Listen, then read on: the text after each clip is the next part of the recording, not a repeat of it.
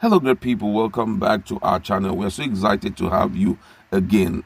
A renowned group, has come up with a solution to solving the problem between Nnamdi Kanu and the federal government, and they are making some demands, relating their demands to what is happening.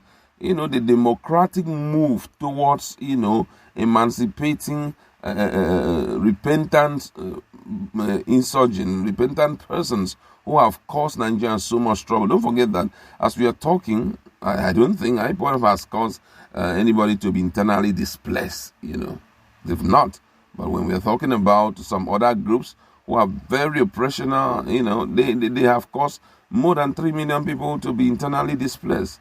And if they can be treated with some democratic move, something should be done in that regard. Now, this group have opened up on some of the things that can be done to kind of dose down the tension in the Southeast. We're going to be looking at all of that in a jiffy. But before we do that, if you've not subscribed to our channel, kindly hit the red subscribe button and also the bell icon so that you get notification anytime we publish our Igbo Ekunei initiative, IEI, on Friday called on the federal government to release Nnamdi Kanu, leader of the indigenous people of Biafra, to heal Nigeria's nagging wounds. The group, in a statement signed by its president, Chief Chibo Uzokwelu, and Secretary Engineer John Asiebu, further expressed concern over the rendition of Nnamdi Kanu in Kenya and his subsequent repatriation to Nigeria without immediate trial. IEI, a body of individuals in Nigeria and diaspora, added that the release of Nnamdi Kanu and the follow-up reconciliatory dialogue would heal the wounds of perceived marginalization and give a sense of belonging to all Nigerians. The statement reads in part, "We have considered the unabating ethnic divisions, proliferations of self-determination groups, and raging insecurity across Nigeria at alarming levels never seen since the Nigerian Biafran Civil War. We remind the federal government that as long as Nigeria remains a constitutional democracy, the kidnapping of Nnamdi Kanu, the continued refusal to bring him to court, and the denial of all due process of law are a flagrant breach of Nnamdi Kanu's fundamental human right. That the long struggle for democracy was to bequeath us with constitutional rights that must be held sacred at all times. Any violation of these rights is not only unconstitutional, but also betrays the sacrifices of those who gave their lives in the struggle for democracy. That the struggle to self-determination or for self-determination on the face of its break no known law within the ambit of the Constitution or international law as the right of indigenous people and corresponding rights to self-determination are guaranteed by the United Nations Charter, the African Charter, or Human and People's Rights. That the core essence of democracy is its fundamental premise on citizens' participation through dialogue, negotiation, elections, consultation, and overall peaceful mechanism for addressing decent grievances, conflicts, and the rule of law.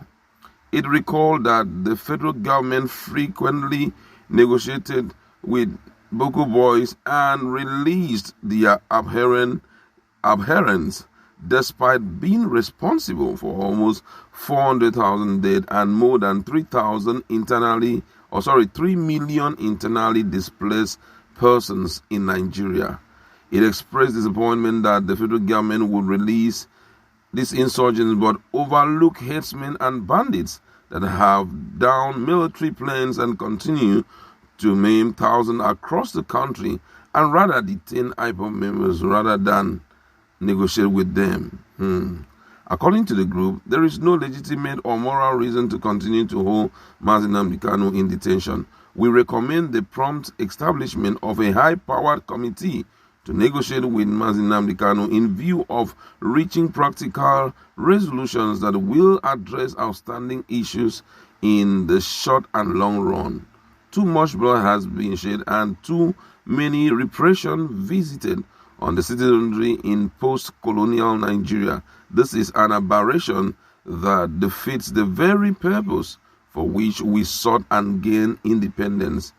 It urged President Muhammadu Buhari to be mindful of his legacies and to reverse the trend of bloodshed and repression by negotiating with Nnamdi Kanu and facilitating his release for the ultimate good of the country. Wow.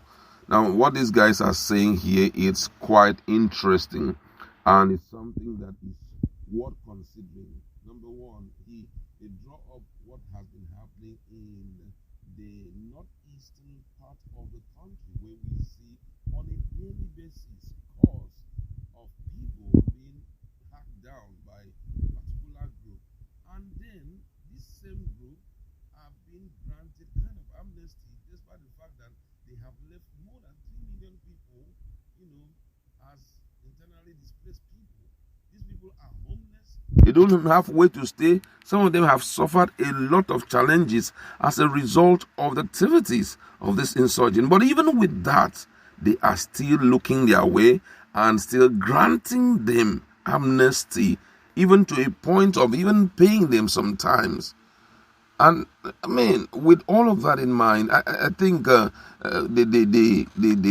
federal government is more democratic with them than with IPOB. You understand?